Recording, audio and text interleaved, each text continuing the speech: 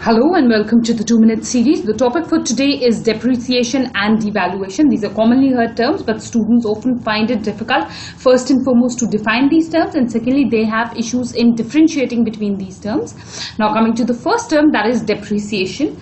Now, what happens is that if changes in the rates of a currency occur due to demand and supply or the market forces, then that is what is known as depreciation. This is largely a fall in the price of a currency or the rate of a currency, and this fall in the rate of a currency is what takes place due to market forces. So that is what it is.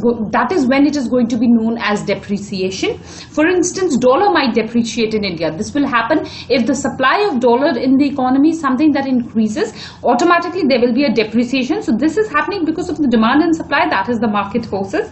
Similarly, another term that is commonly used is devaluation. Now, if changes in the rates of a currency, largely if there is a fall in the rate of a currency, and this fall is what is done by the government, then that is what is known as devaluation. This has nothing to do with the market forces, and just like depreciation has nothing to do with the government, devaluation has nothing to do with the market forces and everything to do with the government.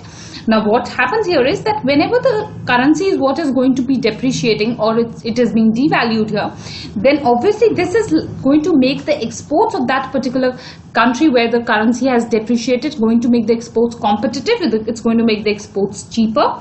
So this is largely done in the interest of making the exports of a country more competitive, whereas similarly the imports will become costly. Now, a case of China is what is important here, because China is continuously known for devaluation of its currency, that is yuan. This China largely does because China is an export-oriented economy. So if China is devaluating the currency, then exports are what are going to increase.